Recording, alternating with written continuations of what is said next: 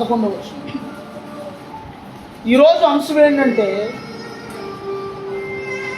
అసలు దేవుడు దేనిని బట్టి ఆనందపడతాడు? దేనిని బట్టి ఆనందపడతాడండి దేవుడు? మనం ఇచ్చే డబ్బులను బట్టో, లేదా మనం ఇచ్చే కానుకలు బట్టో, లేదా ఇంకో దాన్ని బట్టో కాదు. కానీ దేవుడు ఆనందించే పరిస్థితులు కొన్ని ఉన్నాయి బైబిల్లో. అసలు పోయిన వారం ఈ సబ్జెక్ట్ చెప్పాలి, కానీ వాళ్ళు వచ్చింది. పోయిన వారం సబ్జెక్ట్ దేవుడు మార్చాడు. దేవునికి స్తోత్రం, దేవునికి స్తోత్రం. చదవండి. కాగా వారితో ఎట్లనము, నా జీవము తోడు దుర్మార్గుడు మరణము నొందుట మూలన నాకు సంతోషము లేదు. దుర్మార్గుడు తన దుర్మార్గతను వదలి మరలి బ్రతుకుట వలన నాకు సంతోషము కలుగును. దేవునికి స్తోత్రం. రాజమండ్రి సెంట్రల్ జైలు లోపల గోడ మీద రాయబడి ఉంటుంది. లోపల గోడ మీద ఉంటుంది ఈ మాట. రాజమండ్రి సెంట్రల్ జైల్లో లోపల గోడ మీద 6 గేట్లు అవతల. తెలుసు కదా, ఇది తెలుసుగా జైలు నేనయ్యా. 6 గేట్లు అవతల ఉంటుంది ఈ మాట. ఇది చదివేవాడిని అప్పుడప్పుడు నాకు అర్థమయ్యేది కదా. అయినా సరే ఎందుకు అర్థం కావట్లేదంటే కారణం, దేవుడు దుర్మార్గుడికి ఎప్పుడైనా సరే ముందు హెచ్చరిక చేస్తాడు. ఎప్పుడైనా రే దుర్మార్గతను మార్చుకోకపోతే సస్తావురా అని హెచ్చరిక చేస్తాడు. మార్చుకోకపోతే వాళ్ళే. మనం తెలియక కొంతమంది పాము లాంటి స్వభావం కలిగిన మనుషుల కోసం కూడా ఒక్కోసారి మనం ప్రార్థన చేస్తాం. గుర్తుందా? వాడిని ఒకలో వాళ్ళని గీత కట్టి ఎత్తుకొచ్చేసి గీత తగ్గొడితే మనం ఎంత ప్రార్థన చేసాం? చాలా ప్రార్థన చేసాం. వాడు బతకాలి ప్రభు అని చాలా ప్రార్థన చేస్తే చివరికి వాడు బతికి ప్రయోజకుడు ఏం చేశాడు? ఇంకో కుటుంబాన్ని నాశనం చేశాడు. ఒక దుర్మార్గుడు అని తెలిసి కూడా మనం ప్రార్థన చేసినప్పుడు ఏమవుతుందంటే ఆడు ఒడ్డును పడ్డాక ఏం చేస్తున్నాడంటే మళ్ళీ ఇంకొకరిని నాశనం చేస్తాడు. ఇలాంటి ఎన్నో సందర్భాలు చూసినప్పుడు ఒకసారి ఏమేస్తుందంటే చాలా బాధ కలుగుతుంది ఒక్కోసారి.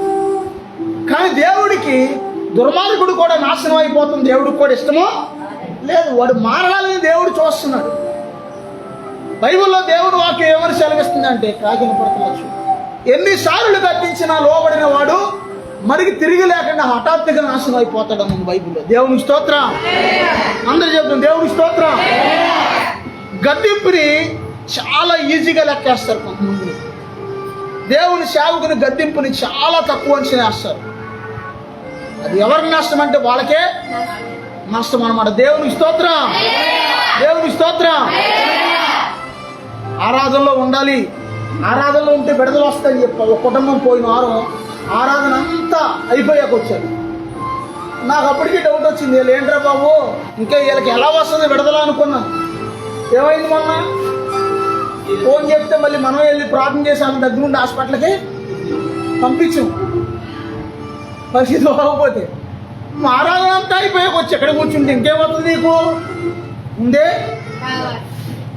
దేవునికి స్తోత్రం, దేవునికి స్తోత్రం. సమస్య వచ్చాక ఏడ్చే కంటే సమస్య రాకముందే జాగ్రత్త పడతాం చాలా చాలా చాలా మంచిది. దేవునికి స్తోత్రం. సమస్య వచ్చాక అందరూ ఏడుస్తారు, ప్రభువా నన్ను కాపాడే, రక్షించేయ, పోషించేయ, స్వస్థపరిచేయ. దేవునికి స్తోత్రం. సమస్య రాకముందు జాగ్రత్త పడిన వాడు గొప్పవాడు, తెలివైన వాడు. సమస్య వచ్చాక ఏడ్చే కంటే కూడా సమస్య రాకుండా దేవుని పాదాలు పట్టుకున్న వాడు తెలివైన వాడు. దేవునికి స్తోత్రం, దేవునికి స్తోత్రం. ఆ యొక్క యోనా గ్రంథం 1వ అధ్యాయం 1వ వచనం చదువుకుంటే, యోనా గ్రంథం 1వ అధ్యాయం 1వ వచనం, యోనా గ్రంథం 1వ అధ్యాయం 1వ వచనం.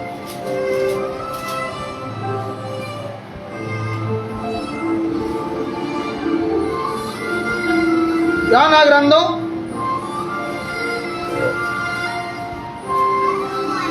దేవుడు యోనా ప్రవక్తతో దేవుడు ఒక మాట చెప్పాడు. ఏమని చెప్పాడంటే, నినెవే పట్టణము చాలా శాపంతో నిండిపోయింది, చాలా పాపంతో నిండిపోయింది, చాలా దోషంతో నిండిపోయింది. నినెవే పట్టణం 40 రోజుల్లో నినెవే పట్టణం నాశనం అయిపోద్దని ప్రకటించు అంటాడు దేవుడు యోనాతో. దేవునికి స్తోత్రం. ప్రకటించమంటాడు. అంటే దేవుడిలో ఉన్న గుణలక్షణం ఏంటంటే, ఎవరికైనా చెడిపోయినప్పుడు, పాడైపోయినప్పుడు, నాశనం అయిపోయినప్పుడు ముందుగా ఎండనే కొట్టడం, ముందు ఏం చేస్తాడంటే దేవుడు మనం హెచ్చరిస్తాడు. ముందు దేవునికి స్తోత్రం. ముందు హెచ్చరిక జారీ చేస్తాడు. దేవునికి స్తోత్రం. హెచ్చరిక జారీ చేస్తాడు దేవుడు. ముందు వార్నింగ్ ఇస్తాడు. చిన్న సొరకేస్తాడు. ఆ సొరకేకపోతే పెద్ద సొరకేస్తాడు. పెద్ద సొరకు కూడా లోపడకపోతే అప్పుడు మరణానికి అప్పగిస్తాడు. అప్పుడు దాకా మరణానికి డైరెక్ట్గా మరణానికి ఏ మనిషిని అప్పగించడు దేవుడు. ముందు దేవునికి స్తోత్రం. ప్రతి మనిషి మారాలి మారాలి మారాలి అని కోరుకుంటానే ఉన్నాడు దేవుడు. నేను వ్యాపారం చేసే దినాల్లో ఎన్నో యాక్సిడెంట్లు, ఎన్నో ప్రమాదాలు, ఎన్నో కీడులు జరుగుతుంటే నేను అనుకునేవాడిని ఏదో మామూలుగా జరుగుతున్నాయేమో అది అనుకునేవాడిని. ఒక్కోసారి కాళ్ళు కొట్టుకుపోయాయి, ఒక్కోసారి చేతులు కొట్టుకుపోయాయి, ఒక్కోసారి ఇక్కడ ఈ యొక్క కంటి దెబ్బల దగ్గర ఇటు కూడా దెబ్బలు తగిలి, తల్లో దెబ్బలు తగిలిన సందర్భాలు ఉన్నాయి. ఎన్నో ప్రమాదాల నుంచి దేవుడు అడిగడిగిన కాపాడుతుంటే నాకు అప్పుడు అర్థం కాల. తర్వాత అర్థమైంది దేవుడు నన్ను ఎంత ప్రేమించాడు. దేవునికి స్తోత్రం. ప్రతి మనిషిని దేవుడు ప్రేమిస్తాడు. ఆమేన్. నిజంగా దేవుడిది ఎంత ప్రేమ అండి. నేను ఈ మధ్యన కొన్ని స్టోరీలు ఏంటంటే 200 సంవత్సరాలు బ్రిటిష్ వాళ్ళు మన ఇండియా దేశాన్ని పరిపాలించారు. ఈ 200 సంవత్సరాల్లో బ్రిటిష్ వాళ్ళు మన ఇండియాలో చాలా ప్రాజెక్టులు కట్టేశారు. ఎక్కడికక్కడ తాగడానికి నీళ్ళు లేవు, తినడానికి ఆహారం లేదు, కరువుతో మనుషులు చచ్చిపోతున్నారని దేశం అంతా ప్రాజెక్టులు కట్టేశారు. వాళ్ళు ఎక్కడికక్కడ ఎందుకు కట్టారు వాళ్ళ ప్రాజెక్టులు క్లియర్గా చెప్పండి. అసలు పాయింట్ తాగడానికి నీళ్ళు లేవు, చచ్చిపోతున్నారు. ఇంకా కారణం ఏంటి?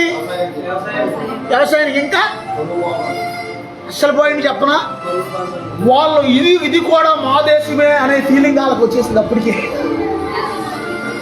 అర్థమైంది. మన దేశం అయితేనే మరి వాళ్ళు చేసే మనస్ఫూర్తిగా ఆక్రమించేశారు కదా. ఇది కూడా మా ఇండియా కూడా మా దేశమే అనే ఫీలింగ్లో ఉన్నారు వాళ్ళు. మళ్ళీ వెళ్ళిపోతారని పాప వాళ్ళకే తెలీదు.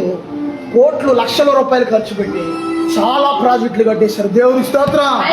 దేవుడు ఎంత గొప్ప దేవుడు అంటే ప్రాజెక్టులన్నీ కట్టిన తర్వాత వాళ్ళు మన దేశానికి పంపించేశారు. మన దేశానికి మనకి ఇప్పించేసి. దేవుని స్తోత్రం. చాలా మంది ఏమనుకుంటారండి, యేసు ప్రభువుని నమ్ముకోవడం బ్రిటిష్ వాళ్ళ ద్వారా వచ్చింది ఇండియాలోకి అనుకుంటారు. కాదు. 2000 సంవత్సరాల క్రితమే యేసు ప్రభు వారి శిష్యుడైన తోమా గారు ఇండియాకు వచ్చి దేవుని సువార్త ప్రకటించాడు. దేవుని స్తోత్రం. మన ఇండియాలో ఫస్ట్ మారింది ఎవరంటే కేరళ బ్రాహ్మణ్స్. ఇప్పుడు కూడా వాళ్ళ చర్చ్ ఓపెనింగ్ ఎలా చేస్తారో తెలిసే, కేరళ బ్రాహ్మణ్స్ పంచి కట్టుకుని డ్రమ్ములు కొట్టుకుంటా బ్రాహ్మణ్స్ చర్చ్ ఓపెనింగ్ చేయడం ఏంటంటే వాళ్ళే మారారు ముందు. మరి దేవుని స్తోత్రం. తెలియని వాళ్ళు రకరకాలుగా అనుకుంటారు. ముందు మారింది ఎవరంటే ఇండియాలో కేరళ బ్రాహ్మణ్స్. దేవునికి స్తోత్రం. దేవునికి స్తోత్రం. ఎందరో దుర్మార్గుల్ని దేవుడు ఈ దేశంలో మార్చారు. దేవునికి స్తోత్రం.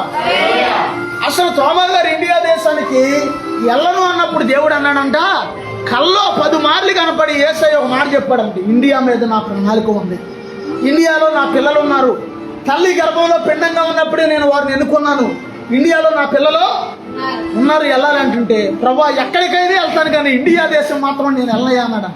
ఇండియాలో ఎవరన్నా ఏమన్నా అంటే ఊరుకుంటాం మనం. ఇజ్రాయేల్ కాళ్ళ దేశం వాళ్ళు గొప్ప, అమెరికా వాళ్ళు కాళ్ళ దేశం వాళ్ళు గొప్ప. I'm Indian. భారతదేశం నా మాతృభూమి అంటే ఏంటంటే నా తల్లి. ఈ దేశము నాకు తల్లి లాంటిది అని అర్థం అనమాట. దేవుని స్తోత్రం. దేశాన్ని నిజంగా ప్రతి ఒక్కరిలో కూడా నాకు తెలిసి దేశభక్తి ఉంటుంది. దేవునికి స్తోత్రం.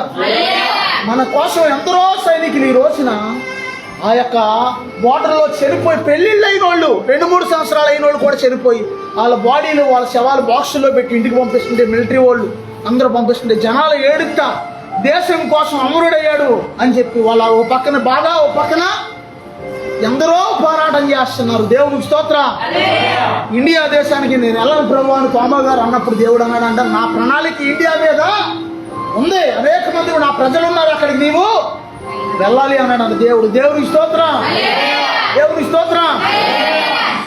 అన్నయ్య అబ్బాయి ఫంక్షన్లో భోజనాలు వడ్డించే కాడ ఒక ఆయన, మా బంధువులు ఒక ఆయన,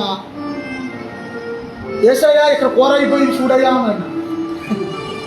నేనన్నాను, యేసయ్య అని పిలవటం కాదు బాబాయ్, వెల్కమ్ జీసస్ అని పిలువ, ఆయన వస్తాడన్నా.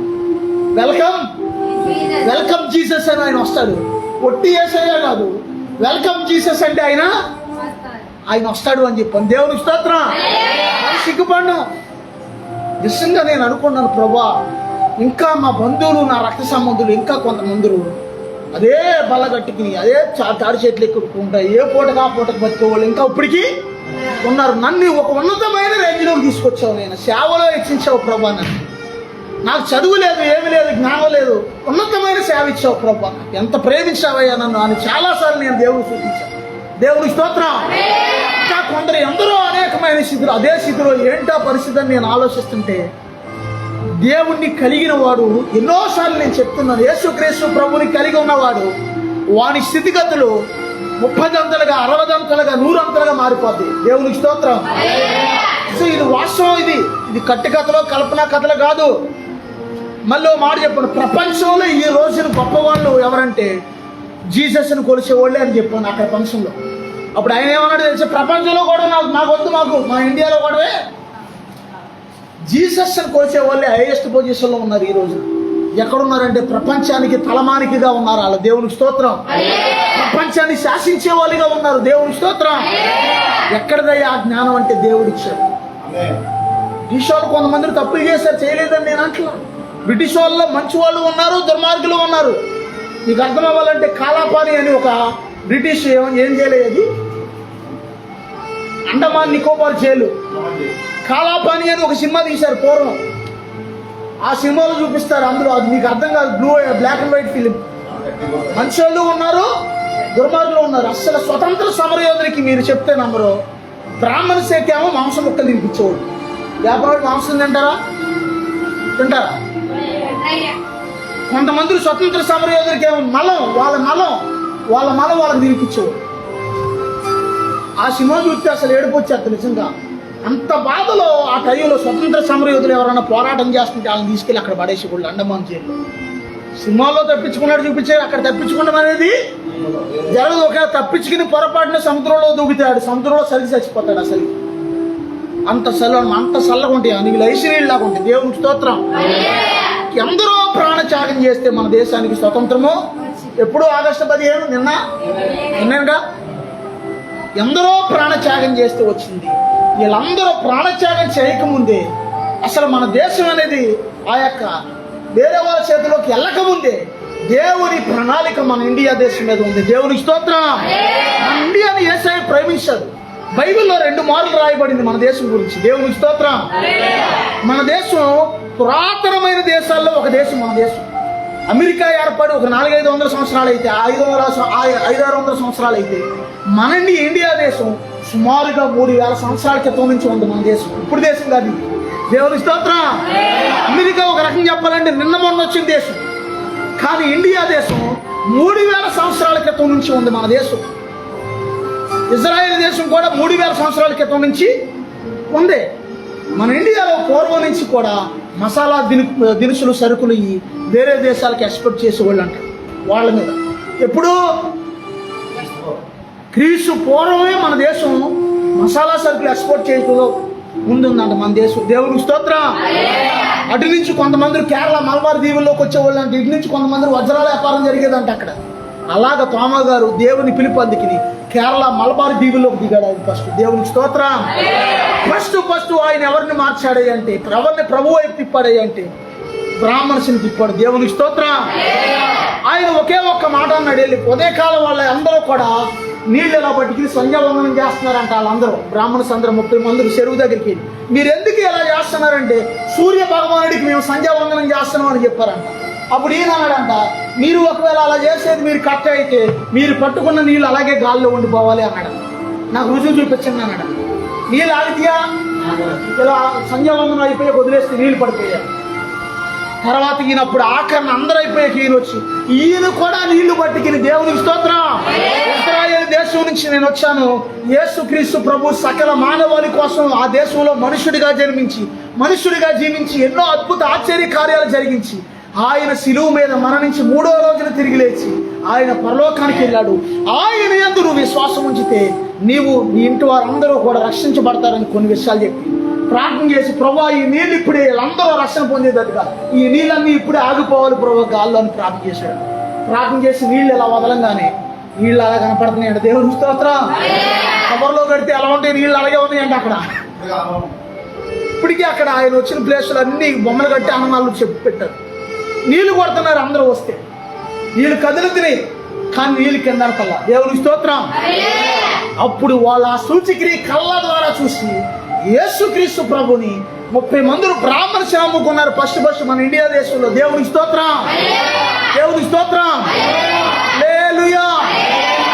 అలాగే ఏమైందంటే ఎందరో తర్వాత కాలంలో మన దేశంలో నక్సలైట్లు మారారు, టెర్రరిస్టులు మారారు, ఉగ్రవాదులు మారారు, నరహంతకులు మారారు, అనేక మంది ప్రభువును మారారు. ప్రభువుని నమ్ముకిని వాళ్ళు మారడమే కాకుండా యేసుక్రీస్తు ప్రభువుని అంగీకరించి దేవుని పిలుపు అందుకిన దేవుని సేవలోకి వచ్చారు. దేవుని స్తోత్రం.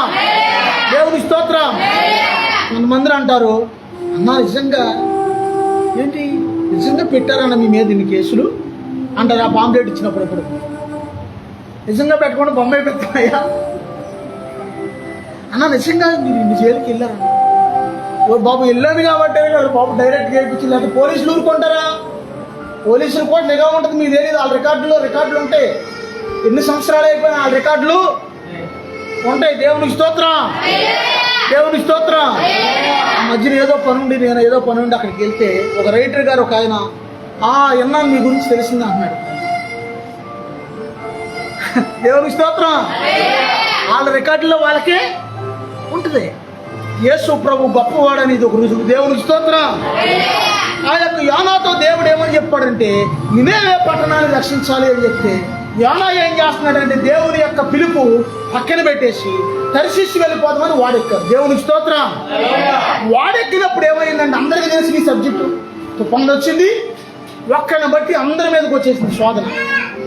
అప్పుడు యోనాని తీసుకెళ్ళి అక్కడ పడేస్తే నిజంగా యోనాని మింగడానికి దేవుడు ఎవరికి ఆజ్ఞాపించాడు? అరే చేపగా పట్టుకోండి, అది పారిపోని కదా వాడిని పట్టుకొని చేపగా ఆజ్ఞాపించాడు దేవుడు. దేవుని స్తోత్రం. చేప పట్టేసిన చేప యోనాని. ఎవరినమ్మా? మరి చేపకి ఎలా అర్థమైంది భాష అంటే? సృష్టికర్తకి అర్థమైంది. సృష్టికర్త చెప్పేది వాటికి అర్థమైంది. నేను చెప్తే అర్థం కాదు. సృష్టికర్త చెప్తే యోనాని మింగి తీసుకెళ్లి నినేవే పట్టణం ఒడ్డుగా కక్కేసింది. దేవుని స్తోత్రం. ఆ తర్వాత 17వ వచనం చదువు. నినేవే ఆ యొక్క యోనా 1వ అధ్యాయం 17వ వచనం.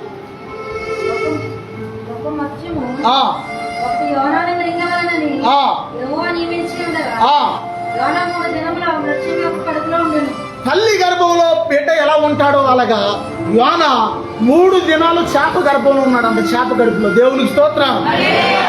చేప కడుపులో ఉండి ఆ యొక్క 3 దినాలు ఉన్నాక ఆ 3 దినాల తర్వాత దేవుడు ఏ ప్రాంతంలోకి అయితే యోనాని వెళ్ళమన్నాడో ఆ ప్రాంతంలోకి తీసుకెళ్లి దేవదూత ఆ యొక్క చేప యోనాని కక్కివేసింది అక్కడ. దేవునికి స్తోత్రం.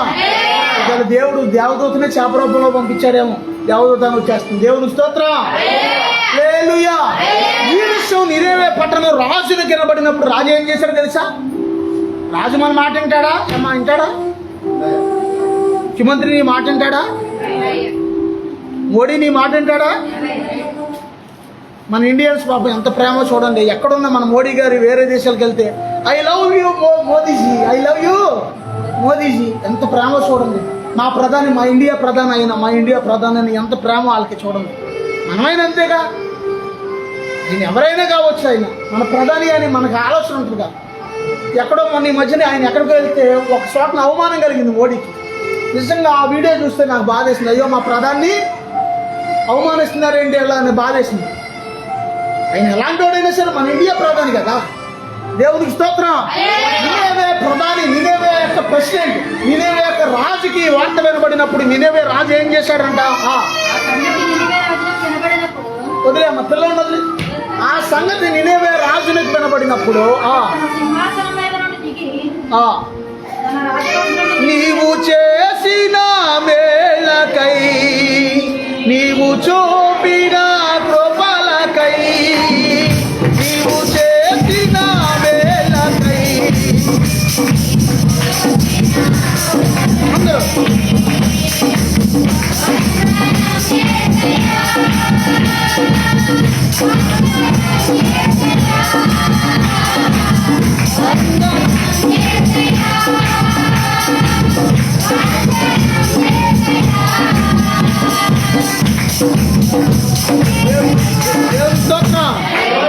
ఆ మాట చదువు.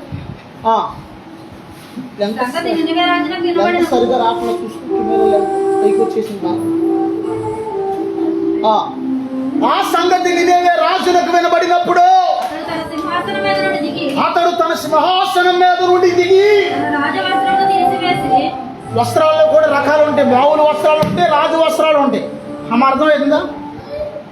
రాజరికం లేకుండా ఎన్ని రాజు వస్త్రాలు వేస్తే ఉపయోగం ఏముంటుంది?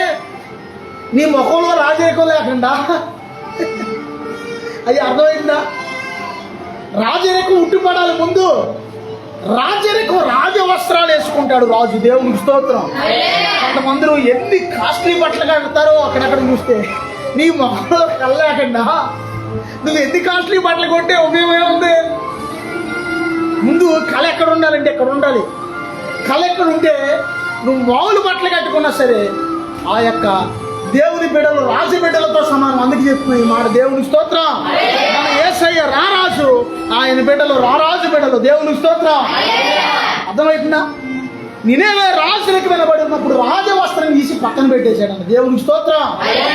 రాజవస్త్రం పక్కన పెట్టాడు అంటే దానికి అర్థం ఏంటి? క్యాచ్ చేయండి. ఇంకా అమ్మా ఇక్కడే ఉన్నారా? ఇక్కడే ఉన్నారా అంటే అర్థం ఏంటి? మన అధికారాన్ని పక్కన పెట్టాడు తీసి. దేవుడికి స్తోత్రం. దేవుడికి స్తోత్రం. నేను కేవలం నినేవే పట్టణానికి మాత్రమే రాజుని, కానీ దేవుడు సర్వలోకానికి రాజు. ఆయన మాట వినకపోతే నా పట్టణం ఉండదు, నేను ఉండదు, నా ప్రజలు కూడా ఉండరు అని అనుకున్నాడు. ఆ రాజవస్త్రం తీసి పక్కన పెట్టి గోనె పట్ట కట్టుకొని ఆ రాజవస్త్రం తీసి కాళ్ళు తుడుచుకుంటాం చూసారు గోనె, ఆ గోనె పట్ట కట్టుకుని బూడిదలో కూర్చున్నాడు. దేవుడికి స్తోత్రం. పూర్వకాలం ఉపవాస ప్రార్థనలు ఇలా చేసేవాడు, కానీ ఇప్పుడు చేయకూడదు. ఇప్పటికీ కొంతమంది అదే చేస్తుంటారు, గోనె కట్టుకుంటారు. ఒక ఆయన అన్నారు, అయ్యా నేను గోనెతో ప్యాంట్ కుట్టించుకున్నాను అయ్యా, గోనెతో చక్కగా కుట్టించుకున్నాను అయ్యా, లేకపోతే గోనెతో నిలువుడంగి కుట్టించుకున్నాను అయ్యా, నేను ఉపవాసం ఉన్నప్పుడు గోనె సంచి దొరికి ఉపవాసం ఉంటాను ఇంటికాడ అన్నాడు పాస్టర్ గారు. మరి ఏంటయ్యా ఆయన పరిస్థితి? ఏమన్నా పోనీ ఏమన్నా దేవుళ్ళు అభివృద్ధి చెందారంటే ఎక్కడున్నా పెట్ట ఎదుగులేదు. అప్పుడు గోని పట్ట కట్టుకోవాలి, ఇప్పుడు గోని పట్ట అవసరమో లేదు. దేవునికి స్తోత్రం. కానీ ఉపవాస ప్రార్థన మాత్రం ఖచ్చితంగా పవర్ పనిచేస్తే ఆమెనా ప్రభు చిత్తం అయితే త్వరలో ప్రతి నెల 3 రోజులు ఉపవాస ప్రార్థన స్టార్ట్ చేయాలనుకుంటున్నాం. ఉపవాస ప్రార్థన పవర్ పనిచేస్తే ఆ కాలంలో గోని పట్ట తొడిక్కిని బూడిదలో కూర్చుని రాజుగారు ఏం చెప్పాడంటే తర్వాత మరియు రాజైన తాను ఆయన మంత్రులకు ఆజ్ఞాపించాడంటే ఏమని ఆజ్ఞాపించాడు? ఒకవేళ దేవుడు మనసు త్రిప్పుకొని పశ్చాత్తాపుడై మనము లైకము కాకుండా ఆయన కోపాగ్ని చల్లార్చబడదేమో. మనుషులు ఏది పుచ్చుకోకూడదు. అంటే అమ్మా ఇవాళ ఏమైనా ఇడ్లీ తినొచ్చు, 4 ఇడ్లీ అమ్మ, 4 ఇడ్లీ తిన్నావా అమ్మ? ఏం తిన్నావు టిఫిన్? టిఫిన్ ఏం తెలియదు ఎవరో, నేను మట్టికి 2 పూరీ తినొచ్చు. బాగా ఏం చేస్తాం నైట్ పడాలంటే ఇబ్బంది. మీరు తెలియదు, మీరు ఎవరో తెలియదు, తిన్నారా? అయితే పర్లేదు. దేవుని స్తోత్రం. రాజు ఏమంటున్నాడు? మీరేమి పుచ్చుకోకూడదంటే ఏం తినకూడదు అంటున్నాడు అక్కడ. పశువులకు మేత కూడా వేయొద్దు అన్నాడు అక్కడ. ఎద్దులు కానీ గొర్రెలు కానీ మేత వేయకూడదు. కూర్చోండి మా పిల్లలు, కూర్చోండి కుదిరిగా కూర్చో, అక్కడ కూర్చో, డిస్టర్బెన్స్ కూర్చోండి, అక్కడ కూర్చో. దేవుని స్తోత్రం. కూర్చోటి వచ్చి అమ్మా వచ్చి ఎదురుకొచ్చి కూర్చు, కుదిరి కూర్చు. మేత వేయకూడదు అంటున్నాడు. తర్వాత నీళ్లు తాగకూడదు అంటున్నాడు. నీళ్లు తాగకపోతే మనిషి ఉంటాడా? నీకు కరెక్ట్గా చెప్తున్నాను, మీకు అంచనా. నీళ్లు తాగకపోతే మనిషి 3 రోజుల్లో 4 రోజుల్లో చచ్చిపోతాడు. నువ్వు గుర్తుంచుకోండి, నీకు ఇదే అన్నమాట. ఆహారం తినకపోతే కనీసం 40 రోజులు 50 రోజులు బతుకుతాడు. మెల్లిగా అలగాల 40-50 రోజులు బతుకుతాడు. కానీ నీళ్లు తాగకపోతే మాత్రం 4-5 రోజుల్లో చచ్చిపోతాడు. నీకు అదే అన్నమాట. నీళ్లు కూడా తాగకూడదు అన్నాడంట. పశువులకు ఆహారం వేయకూడదు అన్నాడంట ఈ రాజు. మనుషులందరూ కూడా తమ దుర్మార్గతను విడిచి తాను చేయి బలత్కారాన్ని మానేయాలా? మనుషులేమి పశువులేమి సమస్యములు గోని పట్ట కట్టుకుని వలను. మనఃపూర్వకంగా దేవుని వేడుకొనవలెను. మనస్పూర్వకంగా దేవుని వేడుకోవాలి అని ఆజ్ఞాపిస్తున్నాడు రాజుగారు. మోడీ గారు మన ఆ కరోనా టైంలో అందరూ ఇంట్లో నుంచి బయటికి రావద్దని ఆజ్ఞాపించారు. వచ్చారా జనాలు? వచ్చారా? లాక్డౌన్ అన్నారు. ఎక్కడోళ్ళు అక్కడ గప్చుప్ అన్నారు. సబ్జా ఉండేది ఆట కరోనా టైంలో ఆడారు. ఊర్లు చూస్తే ఊర్లు ఎలా ఉన్నాయంటే, ఏంటి మన ఊరేది ఇది పిట్ట మెసలుతారు. ఎక్కడోళ్ళు అక్కడ గప్చుప్ అయిపోయారు. ఒక రాజుకు అంత పవర్ ఉంటుంది అనమాట. ఒక రాజు ఆజ్ఞాపిస్తే ఎలా ఉంటుందంటే, అవసరమైతే దేశం అంతా కూడా రాజు చెప్పినట్టుగా చేయాలి. దేవుని స్తోత్రం. ఇండియాలో పూర్వం 400 మంది ఉగ్రవాదులు సిక్కు దేవాలయంలో వెళ్ళి దాక్కున్నారు మన దేశాన్ని నాశనం చేయడానికి. ఈ విషయం ఇందిరాగాంధీ గారికి తెలిసింది. ఆవిడ ప్రధాన, ఆవిడ వెంటనే ఎమర్జెన్సీ విధించిందంట. దేశంలో ఎక్కడ వాళ్ళు అక్కడ అందరూ కూడా ఎమర్జెన్సీ విధించి సైనికులకు ఆజ్ఞాపించిందంట, మీరు అవసరమైతే ఆ సిక్కు దేవాలయంలోకి వెళ్ళి ఆ ఉగ్రవాదులందరినీ కూడా కాల్చి తీసుకొచ్చేయండి బయటికి, మన దేశాన్ని కాపాడాలని ఆజ్ఞాపించింది. ఎంత డేరో చూడండి. మన మిలిటరీ మొత్తం అజిత్ దోవల్ అని ఇండియా జేమ్స్ బాండ్ ఆయన. ఎప్పుడన్నా విన్నారా? అజిత్ దోవల్ అని మనకి ఇజ్రాయెల్కి మొసాద్ ఎలాగో గోడా సంస్థ, అలాగే మన ఇండియా ఏజెంట్ ఈయన. ఇప్పుడు ముసలోడు అయిపోయాడు, ఒక 70 సంవత్సరాలు వచ్చేసినాయి. ఇప్పుడు కూడా ఆయన కింగ్ జేమ్స్ బాండ్. ఆయన మారు వేషంలో పెద్ద ఏమంటారు ఐపీఎస్ ఆఫీసర్. ఆయన మారు వేషంలో రిక్షా తొక్కేవాళ్ళలాగా గెడ్డం ఇవన్నీ పెంచుకుని మారు వేషంలో అల్ఖైదా తీవ్రవాదుల్లాగా ఆ సిక్కు దేవాలయంలోకి వెళ్ళి ఇండియా సైన్యం అంతా కూడా చుట్టుముట్టేశారు. మీరు లొంగిపోవటం మంచిది, నేను పాకిస్తాన్ నుంచి వచ్చాను, ఐఎస్ఐ తీవ్రవాదిని, మనోళ్ళు మిమ్మల్ని లొంగిపోమన్నారు అని వాళ్ళకి రాంగ్ ఇన్ఫర్మేషన్ ఇచ్చి మొత్తం అందరినీ కూడా దొరికేసేటట్టుగా చేశాడు ఆయన. దేవుని స్తోత్రం. ఎప్పుడైతే సిక్కు దేవాలయంలోకి వెళ్ళి ఉగ్రవాదుల్ని కాల్చారో మన సైనికులు, వాళ్ళ పగబెట్టుకున్నారు మనసులో, మా దేవాలయంలోకి వచ్చి ఇలా చేస్తారని. చివరికి కొన్నాళ్ళకి కుట్ర చేసి ఇందిరాగాంధీ గారిని ఆవిడని కాల్చేశారు. ఆవిడ 30 సార్లు కాల్చారు. 30 బుల్లెట్లు ఆవిడ శరీరంలోకి వెళ్ళిపోయాయి. కొన్ని బుల్లెట్లు ఏమో ఎదురొంగులోకి. ఆవిడకి అప్పటికే కోటు ఉండేది. ఆవిడ స్నానం చేసి వస్తుంది పాపం, అప్పుడు కోటు లేదు ఒంటి మీద. ఆ యొక్క ఎదురొంగులో, ఆ యొక్క మానవులో, డొక్కలో మొత్తం 30 బుల్లెట్లు కాల్చేశారు. ఎంత గట్టి మనిషి ఆవిడ చూడండి. 30 బుల్లెట్లు దిగినా సరే వెంటనే చనిపోవాలి. ఆవిడ హాస్పిటల్కి వెళ్ళేదాకా బ్రతికే ఉంది. కేవలం ఎందుకు వచ్చిందయ్యా ఆవిడకి మరణం అంటే, దేశ ప్రజల్ని కాపాడడానికి ఉగ్రవాదులు చంపించింది కాబట్టి. ఏమని చంపేశారు. అర్థమవుతుందా?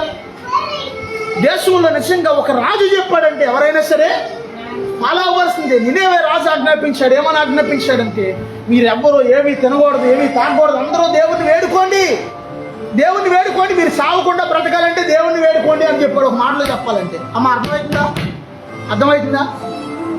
సావకుండా బ్రతకాలంటే మనం దేవుణ్ణి వేడుకోవాలంటే అందరికీ భయం. ఈ మధ్యకాలంలో ఎప్పుడు పట్టింది దేవుడు అంటే? దేవుడి వైపు ఎప్పుడు చూశారు? దేవుడిని నమ్మని వాడు కూడా నమ్మడు కరోనా టైంలో. అమ్మ అర్థమవుతుందా? చైనా వాడు ఏదో తయారు చేసి మన ఇండియా మీద వేసాడు, కరోనా వచ్చింది దాని మూలం అన్నారు కొంతమంది. కానీ ఆడు తయారు చేశాడు, ఏం చేశాడు? కానీ దేవుడు అంటే భయాన్ని మాత్రం చూపించాడు. దేవుడు అంటే ప్రతి ఒక్కరూ కూడా భయపడేటట్టుగా చేశాడు. దేవునికి స్తోత్రం. దేవుని యందు నువ్వు భయం కలిగి ఉంటే నువ్వు దీవించబడతావు. ఆమేన్. దేవుని యందు నువ్వు భక్తి కలిగి ఉంటే దీవించబడతావు. ఆమేన్. దేవుడు నిన్ను కోరేది ఒకే ఒకటి, నీ దుర్మార్గతను విడిచిపెట్టమంటున్నాడు దేవుడు. దేవునికి స్తోత్రం. దుర్మార్గత ఏం చేస్తా అది మరణానికి దారి తీసేస్తా. మార్పు చెందు అంటాడు దేవుడు. మారకపోతే ఒకసారి ఏమైందంటే, మార్పు పూర్తిగా మారకపోతే, దేవుడు హెచ్చరించినప్పుడు మారకపోతే మరణము వచ్చేస్తాయి. దుర్మార్గుడు మారాలి అని అంటున్నాడు. మీరందరూ దుష్కార్యాలు విడిచిపెట్టాలి అన్నాడు నినేవే రాజు అని. వాళ్ళందరూ ఉపవాసం ఉండి 3 దినాలు ప్రార్థన చేశారంట దేవుడి సన్నిధిలో. దేవుని స్తోత్రం.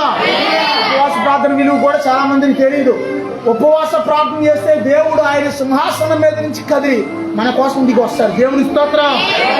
ఉపవాస ప్రార్థన చేసినప్పుడు వాళ్ళందరూ కూడా దేవుడు నిజంగా మనసు మార్చుకున్నాడంట. దేవుడు ఏదన్నా అనికి మనసు మార్చుకోవడం అంటే అది ఆషామాషి విషయమా? ఆషామాషి విషయమా? దేవుడికి మనకు మళ్ళీ సలహాలు ఇచ్చేవాళ్ళు, అక్కడ చెప్పేవాళ్ళు ఎవరో? దేవుడికి వేరే వాళ్ళ సలహాలు ఏవి అక్కర్లా. ఎందుకంటే ఆయన అనంత జ్ఞాని. సముద్రంలో కాకిరాట లాంటిది మన జ్ఞానం. ఆయన జ్ఞానం దేవుని యొక్క ఏమంటారు, దేవుని యొక్క అజ్ఞానము మనుష్యుని జ్ఞానం కంటే ఎక్కువ అంటది. దేవునికి స్తోత్రం. మనుషులు చాలా అజ్ఞానమైన పనులు చేస్తుంటారు. ఒక్కోసారి మనిషిని అజ్ఞానం కంటే, దేవుని అజ్ఞానం మనిషిని జ్ఞానం కంటే ఎక్కువ అంట. దేవునికి స్తోత్రం. దేవునికి స్తోత్రం. కొంతమంది అక్కడక్కడ జ్ఞానం లేని మాటలు మాట్లాడుతుంటారు.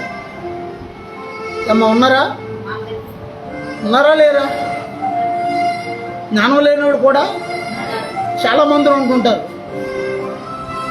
జ్ఞానం కూడా చాలా చాలా ఇంపార్టెంట్. దేవునికి స్తోత్రం. దేవునికి స్తోత్రం. ఆ యొక్క అందరూ కూడా ఉపవాసం ఉండి ప్రార్థన చేస్తుంటే దేవుడు నినేవే పట్టణాన్ని క్షమించేశాడు. దేవునికి స్తోత్రం. కానీ మధ్యలో ఉన్నది కోపం వచ్చింది. ఎవరికి? ఇంటికెళ్ళి చదవండి మీరు వాక్యం. ప్రభా, నువ్వు ఇలాంటి దేవుడు అని నాకు తెలిసి అందుకే నేను అక్కడికి వెళ్ళలేదయ్యా. నువ్వేమో వాళ్ళని నాశనం చేస్తానన్నావు, మరి ఎందుకు నాశనం చేయలేదు ప్రభా? 40 రోజులు అయిపోయింది కదా నాయన అని అలుగుతాడు దేవుడి మీద. అప్పుడు దేవుడు ఏమంటాడు తెలుసా? 1,20,000 మంది జనాభా ఉన్నారు నినేవేలో. అంటే ఒక రకం చెప్పాలంటే మన ఊరు జనాభా అంతా. వాళ్ళకి కుడేదో గవర్నమెంట్ లెక్కలో మన ఊరు జనాభా ఎంతో తెలుసా? 50,000 మంది. గవర్నమెంట్ లెక్కల్లో లేనోళ్ళు అందరూ కలిపితే కనీసం 1,00,000 మంది పైనే. వాళ్ళకి కుడేదో ఎడమేదో కూడా తెలియదంట. తప్పు చేస్తున్నారు, పాపం చేస్తున్నారు వాళ్ళు. నినేవే వాళ్ళు చేసే తప్పే, పాపమే, శాపమే, దోషమే. కానీ కుడేదో ఎడలేదో కూడా వాళ్ళకి.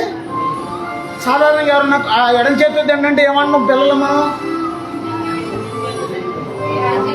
ఏమంటారండి? చేతి ఇప్పుడు చేతుంది అంటమా తిడతారు. చిన్నప్పుడే తిడతారు. లేకపోతే చేయకుండా పల్లి పిల్లలు చేశారు, ఇంకేం చేస్తాం? అలా కాదు ఇలాగా అంటమా. కానీ దేవుడు అంట వాళ్ళకి కుడి ఏదో ఎడమేదో తెలియని ప్రజలకి దేవుడు వారిని క్షమించాడు అని వాక్యం ఉంది. దేవుడికి స్తోత్రం. దేవుడు నిన్ను క్షమించాలంటే ఆమేనంట. దేవుడు నిన్ను కనికరించాలంటే ఆమేనంట. దేవుడు నీ పట్ల కృప చూపించాలంటే నువ్వు దేవుని సన్నిధిలో ఉపవాసం ఉండి నీ చెడుతనాన్ని విడిచిపెట్టాలి. దేవునికి స్తోత్రం. దేవుని సన్నిధిలో ఉండి నీ చెడుతనాన్ని విడిచిపెట్టి నువ్వు మారు మనసు రక్షణ పొందాలి. దేవునికి స్తోత్రం. దేవునికి స్తోత్రం. మరో చోటని యెషయా గ్రంథం 65వ అధ్యాయం 2వ వచనం చదువుకుంటే, యెషయా 65:2.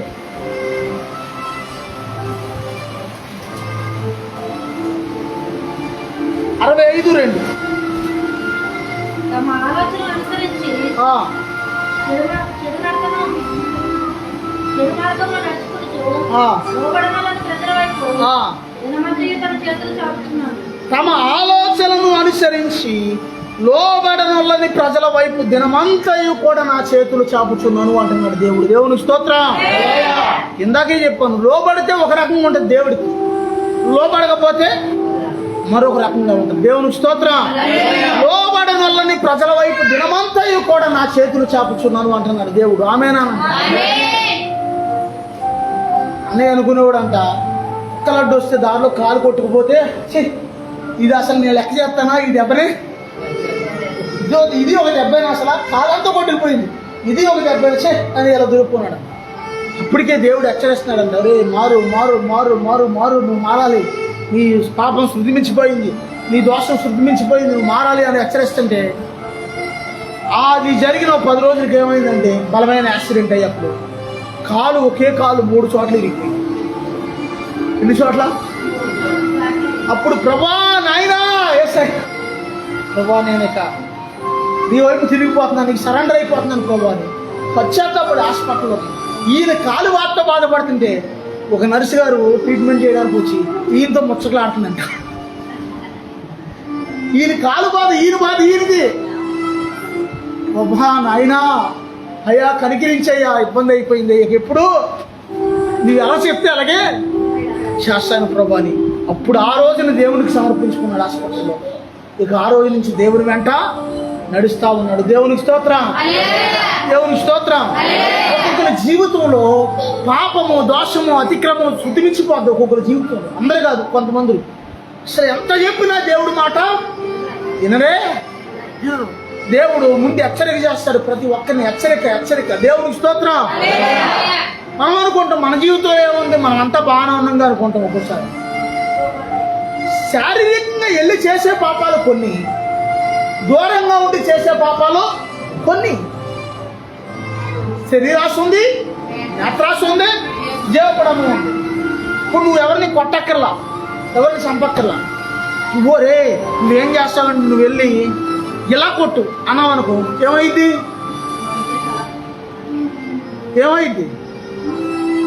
లేకపోతే ఎల్లు ఎప్పుడు నేనేం చేయలేదండి, నేను పక్క నుంచున్నానండి బాబు, హాల్లో చేశానండి, పక్క నుంచున్నా అంటే ఏమైంది? వదులుతారా వాళ్ళు? జడ్జి గారు నేనేం చేయలేదండి, ఆడు కొడతంటే కర్ర ఇచ్చానండి అంతేనండి, ఆడు చంపుతుంటే గొడ్డలు ఇచ్చానండి అంతే, నేనేం చేయలేదు బాబు,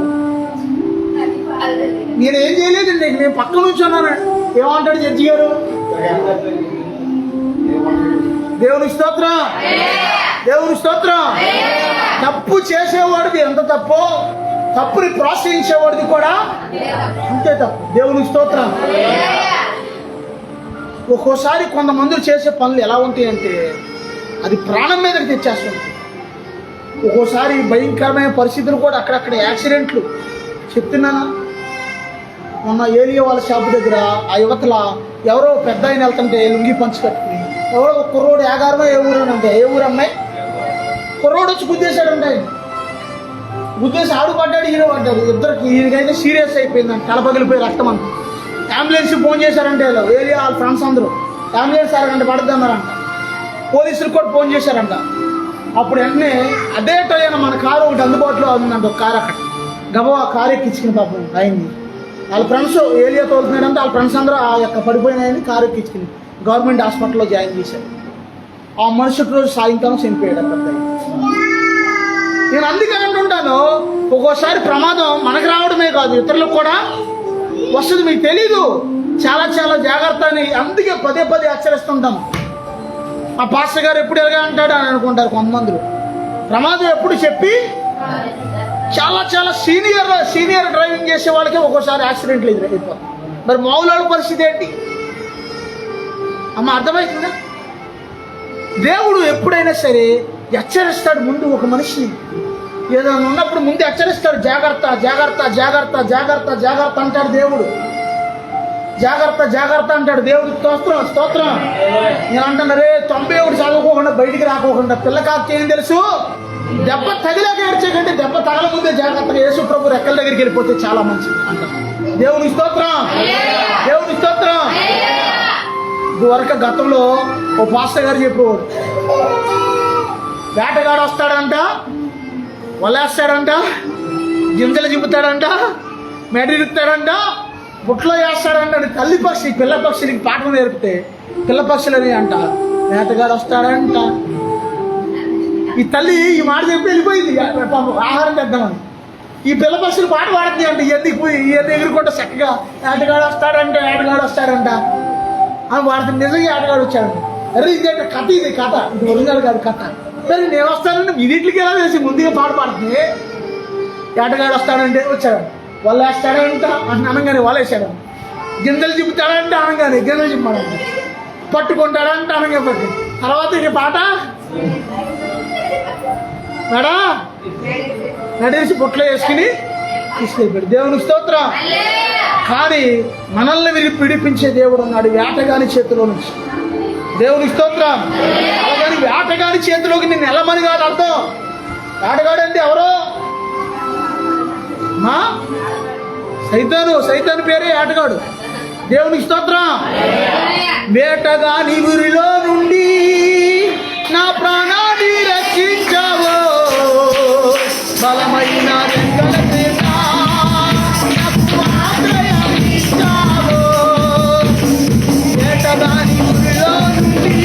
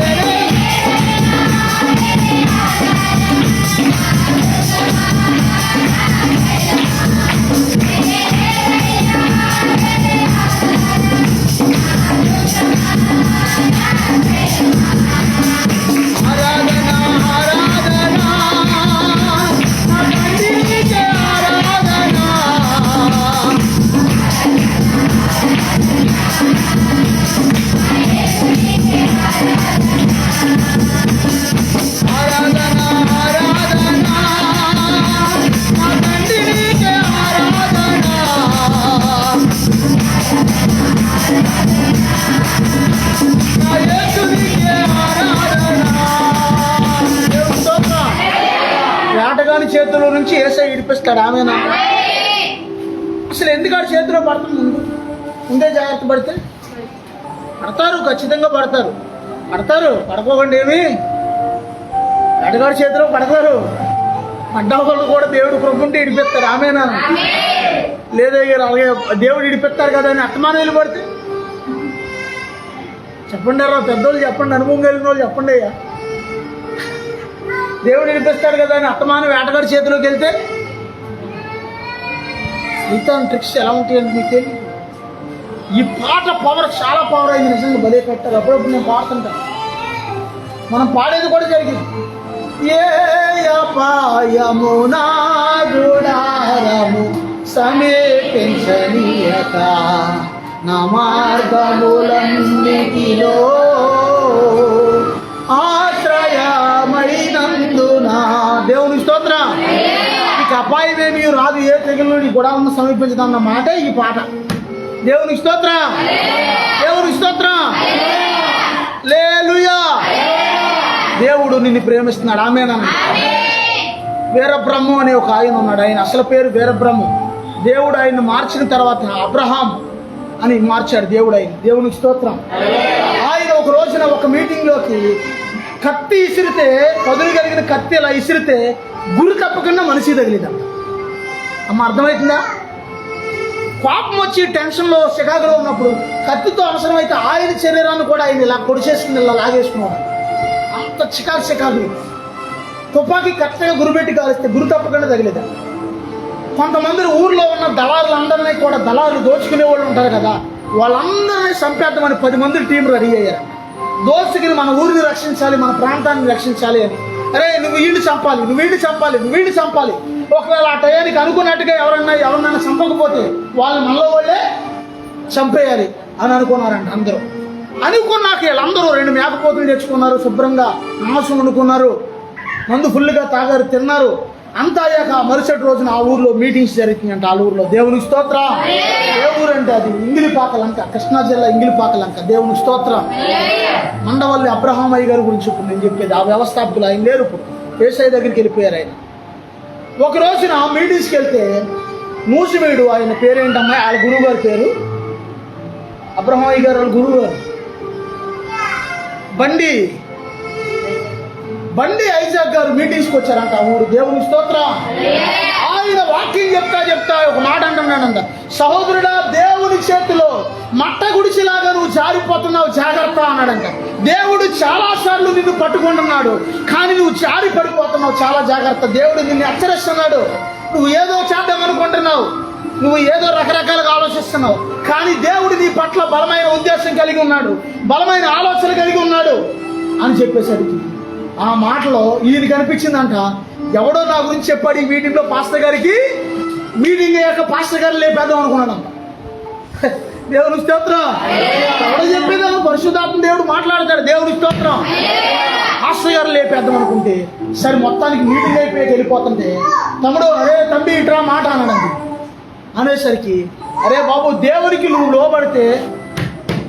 లోబడితే దేవుడు నాకంటే బలంగా నిన్ను వాడుకుంటాడురా అన్నాడు. దేవునికి స్తోత్రం. దేవుడు మాట్లాడతాడు తమ్మి, నువ్వు మారు మనసు పొందితే దేవుడు మాట్లాడతాడు అన్నాడు.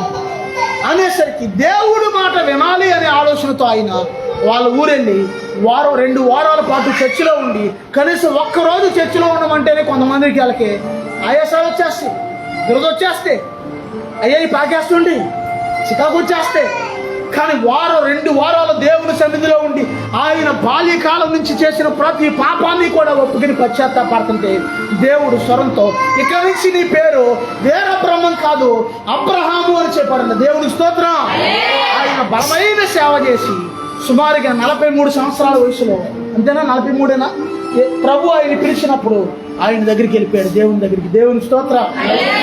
ఒక 20 సంవత్సరాల క్రితం, ఒక 30 సంవత్సరాల క్రితం ఒక దేవదూత ఆయన మారినప్పుడు ఒక దేవదూత వచ్చిందంట. నీ ఆయుష్కాలం దగ్గర పడుతుంది అని చెప్పింది. మళ్ళీ అదే దేవదూత ఒక రోజున ఆయన చనిపోయే రోజు ముందు రోజు వచ్చింది. ఎం అబ్రహాం ఫ్రమ్ మద్రాస్ పరలోక రాజ్యం అని ఒక లెటర్ చూపించింది. అంటే ఉండే స్థలం ఎం అబ్రహాము ఫ్రమ్ మద్రాస్ పరలోక రాజ్యం అని చెప్పి ఒక లెటర్ చూపించిందంట. ఆ లెటర్ అమ్మ కూతురు కూర్చో అక్కడ అబ్రహాము ఫ్రమ్ అడ్రస్ పరలోక రాజ్యం అని చూపించిందంట. వినండి జాగ్రత్తగా, వినండి, చాలా విలువైన మాటలు. తర్వాత ఆడుకుందరు గారు మరుసటి రోజు ఆయన యాక్సిడెంట్లో చనిపోయాడు. పాస్టర్ గారు ఇంకొక ఇద్దరు కలిసి పరిచర్యకి వెళ్తున్నారు. వెళ్తా ఉండగా ఒక లారీ గుద్దేసింది. మొత్తం 3 సేవకులు వెళ్తుంటే, ఏ సేవకుడికైతే దేవుడు ఫ్రమ్ అడ్రస్ పరలోక రాజ్యం అని చూపించాడు, ఆయన స్పాట్లో అలా పడ్డాడు, అలా చనిపోయాడు. ఇంకో పాస్టర్ గారికి ఏమో ఖాళీ ఇరిగిపోయింది. ఇంకో పాస్టర్ గారు కూడా చనిపోయారు. 2 సేవకులు చనిపోయారు, ఒక ఆయన ఖాళీ. మరణం అంటే ఆషామాషి కాదుగా, ఆషామాషిగా. ఏనంటే జాగ్రత్తగా, ఒక మనిషి ఒక కుటుంబంలో కానీ ఒక జీవితంలో కానీ ఎవరైనా చనిపోతే కుటుంబం చాలా అస్తవ్యస్తం అయిపోద్ది. మొత్తానికి అందరూ అనుకున్నారండి ఈ దెబ్బతో పరిచర్య అయిపోయింది అనుకున్నారు. తర్వాత వాళ్ళ పిల్లల్ని, ఆ పాస్టర్ గారిని పిల్లల్ని దేవుడు లేపాడు. ఇంకా ఇంకా ఇంకా మరి ఎక్కువగా సేవ విస్తరించింది. దేవునికి స్తోత్రం, దేవునికి స్తోత్రం. అదే మినిస్ట్రీలో నేను కూడా మారు మనసు పొందాను ఒకప్పుడు. అయితే దానికంటే ఉన్నతమైన పరిశుద్ధాత్మ అనుభవంలో ఈ రోజున సేవ జరిగిస్తున్నాను. ఒకప్పుడు అదే మినిస్ట్రీలో వాళ్ళేమో LEFలో నుంచి వచ్చారు. అబ్రహాం అయ్య గారి మినిస్ట్రీ పేరేమో HF, హోలీ ఆర్మీ ఫెలోషిప్. మన మినిస్ట్రీ పేరేమో జీసస్ ఫెలోషిప్. అంటే మన పరిశుద్ధాత్మ అనుభవం అంతకంటే ఉన్నతమైన అనుభవం ఇది. దేవునికి స్తోత్రం. ఎలాంటి పరిచర్య అయ్యా మన పరిచర్య అంటే, ప్రార్థన చేస్తే ఏం జరుగుతుందో చెప్పే కృప దేవుడు ఇచ్చాడు. ఎప్పుడో కాదు, అప్పటికప్పుడు ప్రార్థన చేసి అసలు ఏముందో ఏమి లేదో మొత్తం చెప్పగలిగే కృప దేవుడు ఇచ్చాడు. దేవునికి స్తోత్రం. శుక్రవారం ఏం జరిగింది ఇక్కడ? నైట్ ఏం జరిగింది? ప్రార్థనకు వచ్చిన ప్రతిరోజు ఈ టైం కరెంట్ పోతుంది. అయినా పర్లా, ప్రార్థన చేద్దాం, మనకు అవసరం అని ప్రార్థన చేస్తాం. కరెంట్ వచ్చేసింది. మళ్ళా ఒక 20 నిమిషాలకు ఎప్పుడో మళ్ళీ పోయింది. మళ్ళీ ప్రార్థన చేసి మళ్ళీ వచ్చేసింది. దేవునికి స్తోత్రం. ఈ కరెంట్లు ఇవన్నీ కాదు కానీ ఇంకా ఎలాంటి కంటే పోలి కార్యాలు ఎన్నో దేవుడు జరిగించాడు. అనేకమైన దేవుడు జరిగించాడు. దేవునికి స్తోత్రం. అయ్యా జరిగించలేదా? కొత్తిమీర మహేశ్వర వాళ్ళ బావగారికి ఈయన బ్రతకుడు దేవుడు చూపిస్తున్నాడండి. ఎంత అయింది హాస్పిటల్లో? 15 లక్షలు అయిందండి హాస్పిటల్లో. 4 రోజుల తర్వాత చనిపోయాడు. ఎన్నో అంతకంటే అతీతమైన కార్యాలు దేవుడు జరిగించాడు యేసయ్య. దేవుని స్తోత్రం. అలాగని నేను ఎదిగినా సరే ఒదిగి ఉండే స్వభావం నాకు ఇచ్చాడు దేవుడు. నన్ను ఫెలోషిప్లో మారు మనసులోకి నడిపించిన పాస్టర్ గారు యేసుబాబయ్య గారు. అంతకుముందు ఫస్ట్ పాస్టర్ గారు నాకు ఏం తెలియని టైంలో మా ఇంటికి వచ్చి ప్రార్థన చేసిన పాస్టర్ గారు మోషే గారు. వాళ్ళు కూడా నా ఫంక్షన్ కాడికి వస్తే చాలాసేపు వాళ్ళందరితో మాట్లాడి మంచిగా వాళ్ళకి మంచి చెడ్డ జాగ్రత్తగా, పాస్టర్ గారు నువ్వు చోట నుంచి వాళ్ళని అక్కడ చూడమని, ఇంకో పక్కన సేవకులకు నేను చూసుకున్నాను. ఎంత ఎదిగినా ఒదిగా కృప దేవుడు నాకు ఇచ్చాడు. దేవునికి స్తోత్రం. అయ్యా మీకు తెలియని అనుభవాలు కూడా దేవుడు మాకు ఇచ్చాడు. నేను ఎప్పుడు హెచ్చించుకోను. తగ్గించుకునే కృప దేవుడు ఇచ్చాడు. దేవునికి స్తోత్రం. దేవునికి స్తోత్రం. మరొక మాట చదువుకుని ముగించేసుకుందాం. ఒక మాట తీయండి. 2 తిమోతి 3వ అధ్యాయం 9వ వచనం. త్వరగా 2 తిమోతి 3వ అధ్యాయం 9వ వచనం.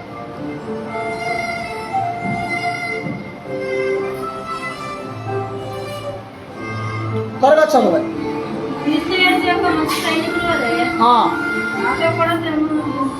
మొదటి తిమోతి 1వ అధ్యాయం 12వ వచనం చదువు త్వరగా. అపోస్తుడైన పౌలు గారు ఇక్కడ ఏమని మాట్లాడుతున్నాడంటే, పూర్వము దోషకుడను హింసకుడను హానికరుడనైన నన్ను తన పరిచర్యకు నియమించి నమ్మకమైన పనివారిగా ఎంచునందుకు నన్ను బలపరిచిన మన ప్రభు అయిన యేసుక్రీస్తుకు కృతజ్ఞుడనై ఉన్నాను. దేవునికి స్తోత్రం. ఎప్పుడన్నా అన్నారా మీ జీవితంలో ఈ మాట? పూర్వం హింసకుడను దోషకుడను హానికరుడను అంటున్నాడు పౌలు గారు. అనేక మందిని హింసించేవాడిని, దూషించేవాడిని. బూతు మాటల స్పెషలిస్టులు లేరా ఇక్కడ? ఎవరో ఉన్నారు ENT స్పెషలిస్టులు లేరా? దోషకుడను అంటున్నాడు ఆయన. దోషకుడను. దేవుని స్తోత్రం. నాకు కూడా ఎప్పుడన్నా బాగా బీపీ రేజ్ అయితే అసలు ఏమవుతుందో తెలిసేది కాదు. ఇప్పటివరకు గుర్తుందా? అప్పుడు గొడవైనప్పుడు ఇదివరకు ఇక్కడ ఫస్ట్లో ఒక 2 మన సంఘంలో మోసం చేసేస్తే నాకు బీపీ చాలా ఇప్పుడుగా 10 సంవత్సరాల క్రితం చాలా రేజ్ అయిపోయింది. నైట్ పెద్ద గొడవ అయిపోయింది. బీపీ రేజ్ అయితే ఏమవుతుందో చిన్నప్పటి నుంచి కూడా నేను నాకు స్నేహితులు బోల్డ్ మంది నేర్పించారు బోల్డ్ మాటలు. కానీ దేవుడు అట్లన్నిటి నుంచి విడిపించాడు. దేవునికి స్తోత్రం.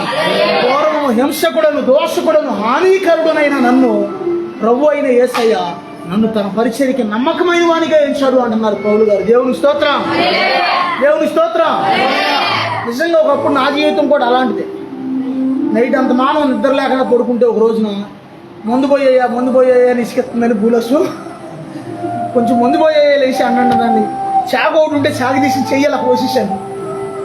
ఎంత మోర్కత్వం చూడండి. ఓ 10 కుట్లు ఎన్నో కుట్లు పడి తెలుసుగా పూలొచ్చు మీకు. అవి ఎక్కడో నోగాలం గుడి దగ్గర మేము తెల్లారుజాము మా నాన్నగారు నేను బండి వేసుకుని వస్తుంటే ఎస్ఐ గారు కానిస్టేబుల్ అటం తిరిగితే పొడిసేనా ఒక్కొక్కటి దొరికినట్టు అన్న చేపలు ఉంది ఆయన దగ్గర చేతిలో. పొడిసేనా ఒక్కొక్కటి దొరికినట్టు నేను చూసుకుంటాను. బండి నేను దొరుకుతాను. తీరా ఎస్ఐ గారుకి చేయి తెగిపోయింది. చేయి తెగేసరికి అయినా వాళ్ళందరూ అడ్డం తిరిగేసరికి బండి ఆపేశారు. మళ్ళీ నేను రివర్స్ అయిపోయాను, అడ్డం తిరిగిపోయాను వాళ్ళిద్దరి మీద. అప్పుడే అటెంటివ్ మర్డర్ కేసు ఎస్సీ గారి మీద అటెంటివ్ మర్డర్ కేసు. మూర్ఖత్వం, తెలియని మూర్ఖత్వం. కుట్టేయటం, చంపేయటం, పొడిచేయటం. కానీ దేవుళ్ళలోకి వచ్చాక దేవుడు ముందు జ్ఞానం ఇస్తాడు. ఏ సమస్యను ముందు ఎలా పరిష్కరించుకోవాలో ముందు ఆ జ్ఞానం ఇస్తాడు. ఎలాగ ముందు స్టెప్ అయ్యారు. పాయింట్ ఏమంటారయ్యా దాన్ని? మొదటి స్టెప్. పాయింట్ 1 మొదటి స్టెప్ ఎలా తీసుకోవాలి? దేవుని స్తోత్రం. దేవుని స్తోత్రం. దేవుని స్తోత్రం. నిన్న అన్నది 2 వారాల క్రితం ఎన్నాళ్ళైతే 2-3 వారాల క్రితం పొలాల తగదక్కడ సమస్య ఏదో వచ్చింది అన్నయ్యకి. 3 వారాల సమస్య వస్తే ఆ పొలాల తగాదాల కాడ పెద్ద గొల్లకి అన్నయ్యకి గొడవ వచ్చింది. ఆడ స్టేషన్ కాడికి వెళ్ళారు. స్టేషన్ కాడికి వెళ్తే వాళ్ళు కూడా మనకు తెలిసిన వాళ్ళే. ఒకప్పుడు మాకు బోల్డ్ హెల్ప్ చేశారు వాళ్ళు కూడా. స్టేషన్ కాడికి వెళ్ళేసరికి అన్నయ్య వాళ్ళ అబ్బాయి లాయరే. అరే లాయరీ గీరి అని తర్వాత చూద్దాం, నా ముందు నేను చెప్పినట్టు చేయండి రా, నేను చెప్పినట్టు చేయండి మీరు అని నేను ప్లానింగ్ ఇచ్చాను వాళ్ళకి. ఆ ప్లానింగ్ ఉపయోగించారు వాళ్ళు. ఆ ప్లానింగ్ ఉపయోగించేసరికి ఎస్సీ గారు చివరికి ఏం చేశాడంటే వీళ్ళిద్దరినీ కూడా మీరు వెళ్ళి సర్వేని పెట్టి సరి చేసుకోండి అని ఇద్దరిని మందలిచ్చి ఇద్దరిని పంపించేశాడు. దేవుని స్తోత్రం. తర్వాత వాళ్ళందరూ అది కాదు బామ్మరిది, ఇది కాదు ఇది అది పరిస్థితి అని వాళ్ళు కూడా పాపం నాకు తెలిసిన వాళ్ళు. ఒకప్పుడు వాళ్ళు మనకి ఎంతో హెల్ప్ చేశారు. ఏది పెద్ద గోళ్ళలో వాళ్ళందరూ నన్ను పలకరించి నన్ను చూసేసరికి చాలా సంతోషపడ్డారు. నేను సమాధానమే పరిచాను అక్కడ. గొడవ ఏమి రేట్ చేయలేదు ఉసుకోవాల. కొంతమంది పుల్లలు పెట్టే వాళ్ళు ఉంటారు, కొంతమంది చెడగొట్టే వాళ్ళు ఉంటారు. సమాధాన పరిచాను. వీళ్ళని సమాధాన పరిస్తే వాళ్ళు చాలా సంతోషపడ్డారు. దేవుని స్తోత్రం. దేవుని స్తోత్రం. ఏంటంటే పరిస్థితి ఇదేంటి పరిస్థితి. ఒకప్పుడు నేను ఇలాగ వ్యాపారం ఉండేది కదా, మీ దగ్గర కూడా బోర్డు సరిగి తీసేవాళ్ళు మేము అక్కడ, మా నాన్నగారు వాళ్ళు మేము అందరం. తర్వాత అన్నీ వదిలేసి ఇప్పుడు దేవుని సేవలోకి వచ్చాను. ఏంటంటే వాళ్ళందరూ చాలా సంతోషపడిపోయారు. వాళ్ళందరూ దేవుని స్తోత్రం. సంతోషపడిపోయి చివరికి అది కాదు బామ్మరిది ఇలా చేసుకుందాం, ఇలా సరి చేసుకుందాం, అలా చేద్దాం అని చెప్పి నాతో మాట్లాడి వాళ్ళు కూడా వాళ్ళ దారిని వాళ్ళు వెళ్ళిపోయారు. వాళ్ళు కూడా చివరికి అన్నయ్యతో కూడా చక్కగా సమాధానం పడ్డారు. వాళ్ళు కూడా దేవుని స్తోత్రం. బైబిల్లో ఏమనుందంటే ఒక మాట, సమాధాన పరచువారు ధనియులు, వారు దేవుని కుమారులు అని ఉంది. అంతేనా? పొల్లెట్టేవాడు ధనియులు అని ఉందా? చెప్పండి. మొన్న మా సహోదరి చెప్తున్నాడు, అయ్యా పొల్లెట్టేవాడు అని పేరయ్యా అడిగి ఒక అతని గురించి. పొల్లెట్టేవాడు అని పేరు ఒక చోట ఒక సందర్భం చెప్తుండే అన్నాడు. పుల్లలు పెట్టేవాడు అని పేరయ్యా ఆ ఏరియాలో అతనికి.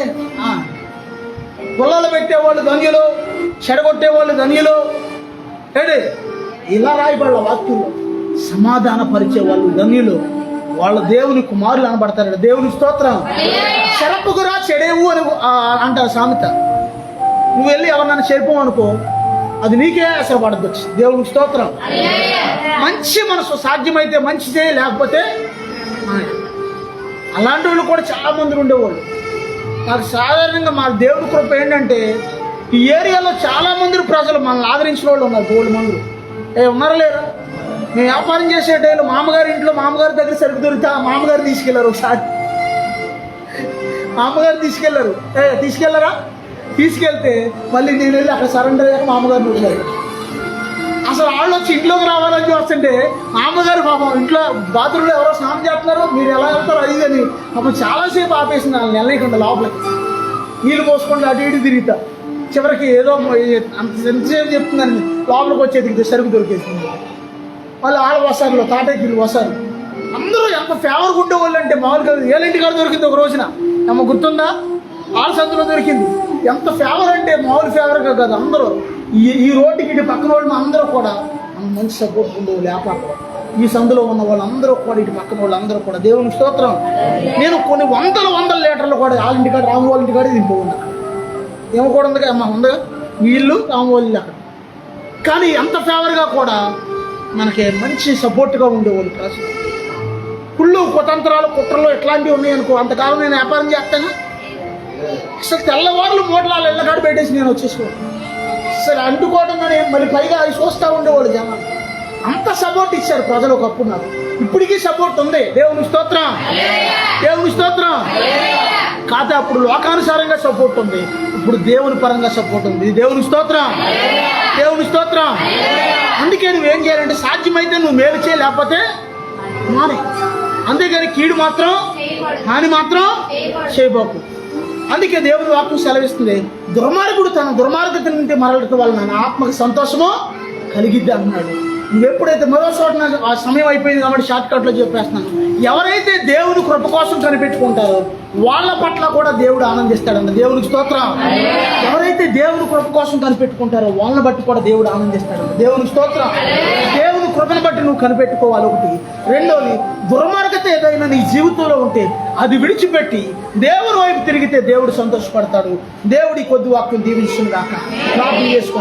ప్రార్థన చేసుకున్నాం. ప్రభా సహాయం చేయనైనా, ప్రభా నీకు ఇష్టమైన జీవితాన్ని నాకు దయచేయనైనా, ప్రభా నీ చిత్తానుసారంగా నన్ను నడిపించయ్యా. అయ్యా నా జీవితంలో ఎన్నో ఒడిదుడుకులు, ఎన్నో సమస్యలు, ఎన్నో పోరాటాలు, ఎన్నో ఆటంకాలు, నా జీవితంలో ఉన్న ప్రతి దుర్మార్గత నుంచి విడిపించావయ్యా, ప్రతి ఆటంకం నుంచి విడిపించావయ్యా, అయ్యా ప్రతి అంధకారం నుంచి విడిపించావయ్యా. అయ్యా నీ కుమారుడిగా కుమార్తెగా జీవించే భాగ్యం ఇచ్చావయ్యా. అయ్యా నీ సన్నిధిలో జీవించే భాగ్యం ఇచ్చావయ్యా. తండ్రి నీకు వందనాలయ్యా. ఇదిగో యేసు క్రీస్తు ప్రభు అయిన శిష్యుడు తోమా గారిని ఇండియా దేశానికి పంపించినప్పుడు ఆయన ద్వారా మన ఇండియాలో ఎందరో ప్రజలు ప్రభు వైపు తిరిగి వాళ్ళ జీవితాన్ని మార్చుకుని మంచి పరిస్థితిలోకి వచ్చారు. ప్రభానికి వందనాలయ్యా, ప్రభానికి స్తోత్రాలయ్యా. అయ్యా నీ కృపను బట్టి వందనాలైనా, నీ కృపను బట్టి నీకు స్తోత్రాలయ్యా. అయ్యా ఇదిగో నినేవే పట్టణం నాశనం అయిపోతుందని దేవుడు ప్రకటించినప్పుడు వాళ్ళందరూ పశ్చాత్తాపడ్డారంట. వాళ్ళందరూ చెడుతనాన్ని విడిచిపెట్టారు. వాళ్ళందరూ ఇదిగో బూడిదలో కూర్చుని ఉపవాసం ఉండి దేవుణ్ణి వేడుకున్నారంట. ప్రభా మా చెడుతనం నుంచి మమ్మల్ని విడిపించయ్యా. అయ్యా మా చెడుతనాన్ని క్షమించయ్యా. అయ్యా మా బుద్ధిహీనతను క్షమించయ్యా. అయ్యా మా భక్తిహీనతను క్షమించయ్యా. అయ్యా భ్రష్ట మనసు నుంచి విడిపించు నాయన, భ్రష్ట జీవితం నుంచి విడిపించు నాయన. అయ్యా తొందరపాటు స్వభావం నుంచి విడిపించయ్యా, అజ్ఞానం నుంచి విడిపించు నాయన అని దేవుని దగ్గర పశ్చాత్తాపడ్డాను. ఇదిగో దేవుడు వారిని క్షమించి, ఇదిగో దేవుడు వారికి చేస్తాననే కీడు చేయకుండా దేవుడు క్షమించి కాపాడాడు. ప్రియమైన బిడ్డలారా, ఈ రోజుని ఎందరో భయంకరమైన దుస్థితిలో ఉన్నారు, దేవునికి విరోధమైన పాపాల్లో ఉన్నారు, బంధకాల్లో ఉన్నారు, చెడుతనంలో ఉన్నారు. వారందరూ విడుదల పొందాలి అని దేవుడు కోరుకుంటున్నాడు. వారందరూ రక్షణ పొందాలి అని దేవుడు కోరుకుంటున్నాడు. ఇదిగో వారందరూ మారు మనసు పొందాలి అని దేవుడు కోరుకుంటున్నాడు. అయ్యా నా చెడుతనం నుంచి నన్ను విడిపించయ్యా. అయ్యా నా దుష్కార్యం నుంచి నన్ను విడిపించు నాయన. అయ్యా వేటగాని ఊరిలో నుండి నన్ను విడిపించు నాయన. యేసయ్యా నా స్వభావాన్ని మార్చయ్యా. అయ్యా నీవు నన్ను ఎంతగా ఆశీర్వదించినప్పటికీ, ఎంతగా దీవించినప్పటికీ, ఎంతగా అభివృద్ధి పరిచినప్పటికీ నాయన, అయ్యా ఎదిగే కొలది ఒదిగి ఉండే కృప నాకు దయచేయనైనా, తగ్గింపు కలిగిన మనసు నాకు దయచేయనైనా. ఇదిగో నినేవే రాజునకు ఆ వార్త వినబడినప్పుడు నినేవే రాజు రాజవస్త్రాన్ని పక్కన పెట్టి ఇదిగో గోని పట్ట కట్టుకుని బూడిదలో కూర్చున్నాడంట. ఇదిగో నీవు దేవుని సన్నిధిలో నీవు ఎలా ఉన్నావు, నీ అధికారాన్ని, నీ హోదాన్ని, నీ ధనాన్ని, నీ అందాన్ని, సమస్తాన్ని పక్కన పెట్టి నువ్వు తగ్గించి నీ దేవుని సన్నిధిలో ప్రార్థన చేస్తే దేవుడు నిన్ను ఆశీర్వదిస్తాడు. దేవుడు నీ పరిస్థితిని మారుస్తాడు. దేవుడు నిన్ను స్వస్థపరుస్తాడు. ఇదిగో దేవుడు నీకు వచ్చిన ఆటంకాలని కీడును తొలగిస్తాడు. తండ్రి నీకు వందనాలయ్యా అని ప్రార్థన చేసుకున్నాను.